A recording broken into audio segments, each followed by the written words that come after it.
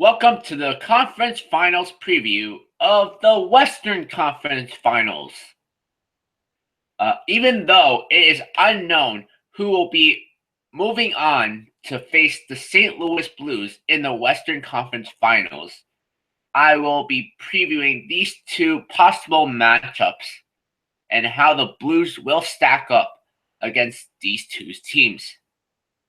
If the St. Louis Blues play the San Jose Sharks, their overall size advantage and depth matches up pretty well against San Jose. If St. Louis were to play Nashville, they may actually have a tougher matchup than if they were to play San Jose, because they play the same brand of hockey. Nashville and St. Louis are both physical teams, and they can play the running gun, and they can play a grinded out style of hockey. So Nashville is a difficult opponent in that aspect. The goaltending matchup for the possible matchups are for St. Louis, Brian Elliott. Brian Elliott is going to have to be good regardless of who they face in the next round. Obviously, it goes without saying, goaltending is the most important position in the playoffs. You cannot win the cup without good goaltending. The goaltender does not need to steal games, but they need to make key saves at key moments. And Brian Elliott has done that. He has had some hiccups here and there, but overall, he's been pretty good. And he'll have to do more of the same against San Jose or Nashville.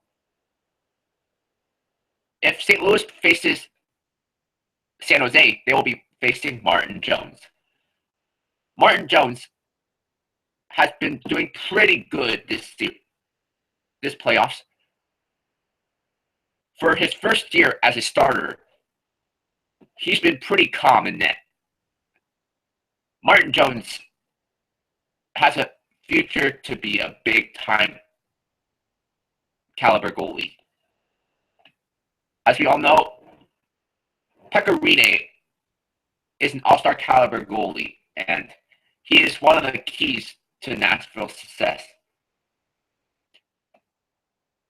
Regardless of which team they face, they are going to have to be able to solve their goalies, because either one of these two goalies, when they're hot, they're tough to beat. The key defensemen for the St. Louis Blues: Alex Pietrangelo, Kevin Shattenkirk, and Colton Parayko. Colton Parayko is a defenseman that has a big shot. He can jump into the play. He's mobile, and he makes a difference on the blue line. He's also not shy at throwing the body around, and he has good size. It kind of makes you forget that he's a rookie because he doesn't play like one. Colton Parayko definitely is the key to the Blues defense. Another key defenseman is Kevin Shattenkirk. He is the key to the power play, because on the first power play unit, he's their only defenseman. Meaning, if there's an odd man rush the other way, there's only one defenseman playing defense. That leaves a lot of pressure, and Kevin Shattenkirk has handled that pressure pretty well. He's doing a really good job at anchoring the Blues power play, which is currently ranked second overall in the playoffs. And finally, Alex Pietrangelo, who has been matched up against opposition's top line in the playoffs. If they face San Jose, he will have to be matched up against Joe Pavelski, one of the premier goal scorers in the NHL. If he faces Nashville, he most likely will be matched up against Phil Forsberg.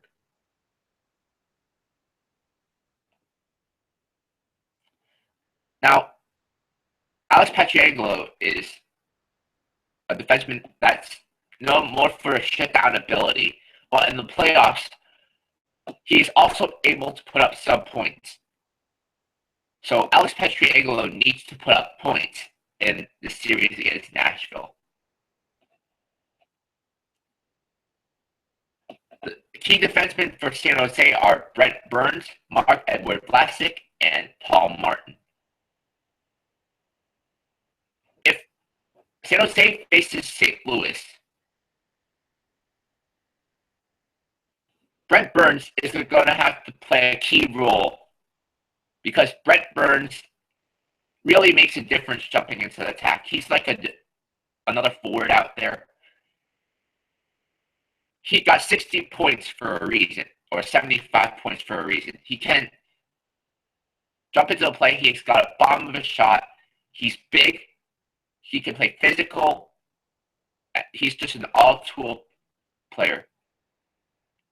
Marc-Edouard Vlasic is so underrated, but it's good that he's finally getting the recognition that he deserves, as he was named to the Canadian Olympic team, or not Olympic team, but World Cup team. Marc-Edouard Vlasic really is the key to the San Jose defense. Against St. Louis, he most likely is going to be matched up against Tarasenko. And that's a heavy task. And Paul Martin is the reliable, steady defenseman. Paul Martin has been there to the playoffs before. He's a veteran and he knows the meaning of playoff brand hockey. And he's most likely going to be matched up against some of the elite forwards on the Blues, like Paul Stastny or David Backes.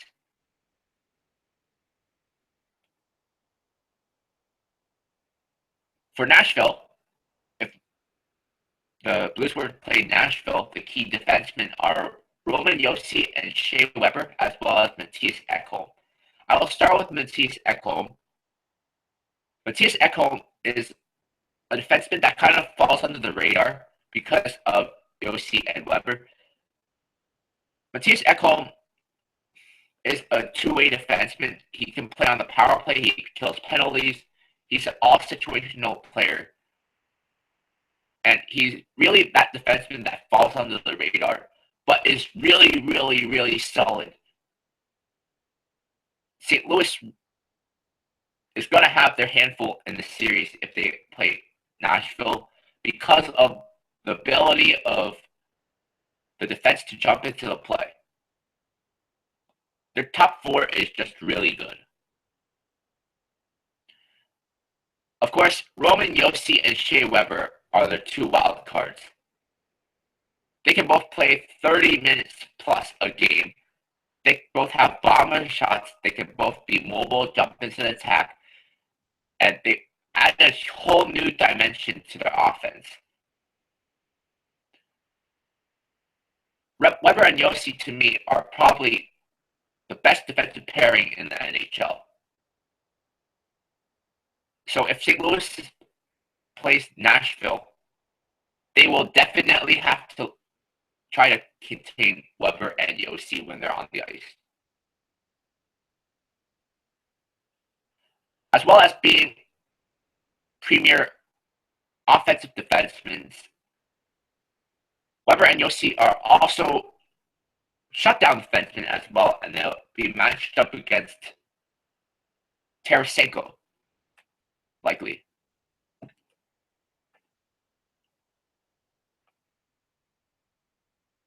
The key forwards for the Blues are Vladimir Tarasenko, Alex Steen, Jaden Schwartz, and Paul Stastny. Vladimir Tarasenko is the go-to forward for the St. Louis Blues. He was their 40-goal scorer in the regular season, and in the playoffs, even though he's not making the same thunder as he was in the regular season, he still is their go-to scorer, and he still kind of runs their power play. So everything the Blues do flows through Vladimir Tarasenko. If Tarasenko doesn't play well, then the St. Louis Blues don't play well. Jaden Schwartz. Jaden Schwartz is really a key player because in the first round, when Jaden Schwartz had all those key goals against the Blackhawks, they won all those games he scored in. So Jaden Schwartz needs to show up again. Jaden Schwartz plays on the same line with Tarasenko, and he's a two-way player. He's also a flex player, meaning he can play on the wing or center, giving Ken Hitchcock the flexibility on his roster. He has a lot of flex players that can play wing and center. This makes the Blues roster very deadly. Alexander Steen is another one of those flex players. He's played center in this playoffs, but he's more of a winger.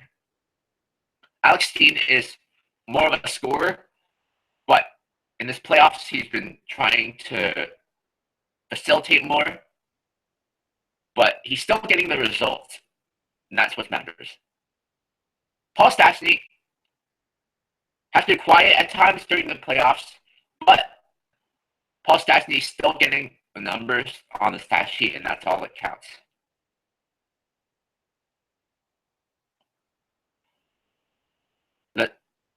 If the San Jose Sharks were to play the St. Louis Blues, the key players are Joe Pavelski, Joe Thornton, Logan Couture, and Patrick Marleau.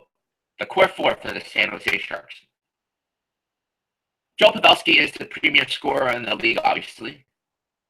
If the Blues face San Jose, they're going to have to contain Joe Pavelski. Joe Thornton, at the age of 37, 38, is still a premier center in the league.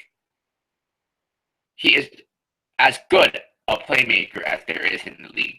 With his size, passing ability, and just ability to hang on to the puck and find open players, that makes him pretty tough to contain. Logan Couture. Logan Couture struggled in the regular season, but during the playoffs, Logan Couture really turned it up. And that's why the San Jose Sharks are playing well. Logan Couture has returned to form and is playing like himself. Patrick Marleau. Patrick Marleau is another key player of the core. He's been to the playoffs before, but like Thornton, he's been part of the core that has been eliminated in the early rounds. These players are actually producing for the first time. So it's a good thing that they're producing in crunch time. If San Jose faces St. Louis, they need to alter their attack. They need to change their strategy a bit because they cannot use the same brand of hockey they used against Nashville and Anaheim. Because St. Louis is a very structured team, and they love to clog up the neutral zone and try to negate their speed. The Nashville Predators' key players are Phil Forsberg, Ryan Johansson, Colin Wilson, and James Neal. James Neal is a sniper in the NHL. He can score, and in the playoffs, he also plays physical. Sometimes he does play dirty, but that's all playoffs is about. It's about playing a rough brand of hockey. And that's exactly what the Predators do. Colin Wilson is a really good scorer when it comes time for playoff hockey. I think that's why the Predators do well, because Colin Wilson always steps up in the playoffs. It is Colin Wilson that is actually their leading scorer, not Philip Forsberg, not Ryan Johansson, but Colin Wilson. Ryan Johansson acquired from Columbus for Seth Jones is a big upgrade for their team. They finally have a center to balance out their depth, and it's making a difference in the playoffs. Ryan Johansson at first wasn't making a difference, but in the playoffs, you see the importance of depth. Philip Forsberg is the engine of the Nashville Predators. When Philip Forsberg is going, the Predators are going. When he's not, they aren't. The X factor for the St. Louis Blues is Troy Brouwer. Troy Brouwer has been to the playoffs before. He has scored big goals for them so far this playoffs. He knows how it feels to win, knows what it takes to win a Stanley Cup, and he's already paying huge dividends for the St. Louis Blues. The X factor for San Jose is Joel Ward. Joel Ward is a clutch performer. He plays on the second line for San Jose. He always seems to come up big in the playoffs.